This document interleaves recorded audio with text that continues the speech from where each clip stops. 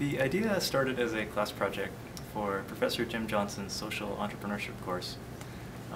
And during the course, I suggested applying some of our research for motion capture and head tracking to the classroom to see if we could develop a feedback tool for teachers.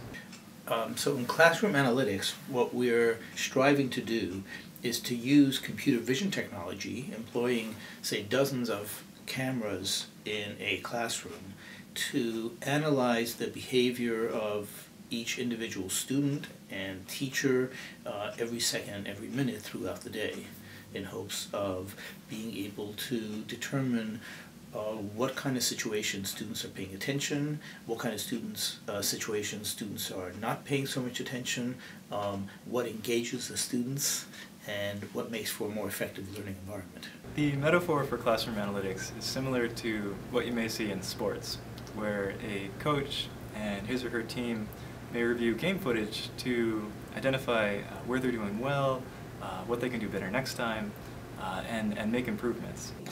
What we hope to do is to combine the expertise of people in teacher training and in educational psychology to be able to automatically analyze the video streams, to be able to say on a second-by-second basis for each student what is happening with that student at that time, and then globally to try to understand what is happening in that classroom on a second-by-second, minute-by-minute basis. What we needed was expertise in measuring student engagement. Well, this is really one of these nice coincidences.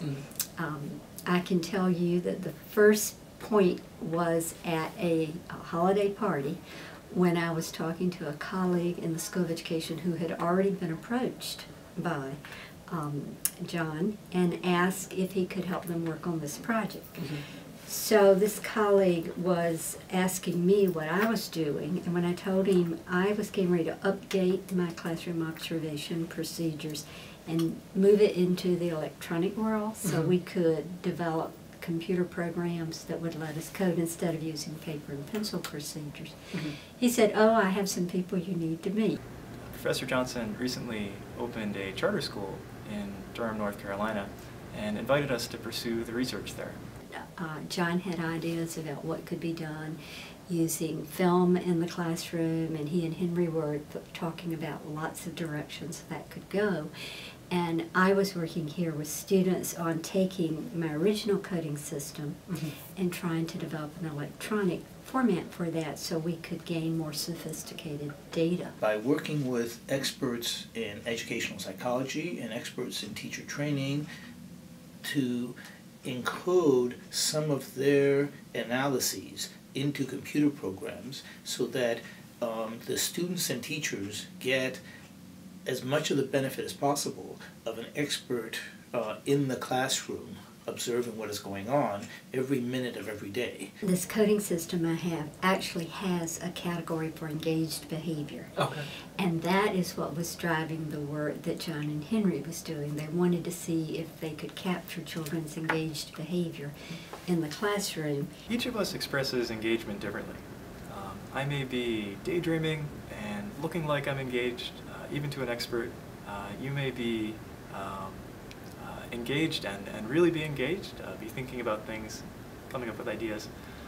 And we're not going to capture everything from the measurements that we're recording. What we are doing is working with teachers and experts to identify the big indicators. What we're measuring first is eye gaze. We're really interested in second by second, where is each student looking? Is that student looking at the teacher? Is the student looking at the board? Is the student looking outside? Is the student looking at another student? Is she looking down at the paper? All of those, of course, are valid on a second-by-second basis, but then what we want to do is aggregate those to analyze how that student has done over the period of that hour, and how that student has done compared to what the other students have done when the teacher, was writing something on the board. How many of them were looking at what she was writing? to capture those times when children were very active. So when they were actually reading, actually writing, designing something, conducting a science experiment, planning with another child, versus those times where they were appropriate, but they were sitting and watching or sitting and listening to someone. So I wanted to capture the difference in that very active engagement and the appropriate behavior in the classroom. And this engaged behavior fits so well with what John and Henry were that this has just made a nice match. The way that this can have a really significant national and global impact is that what we're developing are new software and algorithms. We're using completely off-the-shelf PCs, completely off-the-shelf cameras and microphones. There's nothing special about this. What is special is to try to develop the algorithms to understand what is happening in the classroom. And that's the kind of thing that I think will help everybody, because it could be done in any classroom anywhere in the world and can then help those students in that classroom and the teacher in that classroom make for a more effective learning environment. What excites me most about this work is that the better we get at measuring student engagement, at relating student behaviors to expert observations, the more applicable this work becomes on a global scale. The ability for teachers in classrooms across the United States, around the globe, to look at reports at a glance, graphs, and get a feel for how engaged their class is, how effective a particular teaching style is, and to be able to adapt that teaching on the fly to improve education and engage students.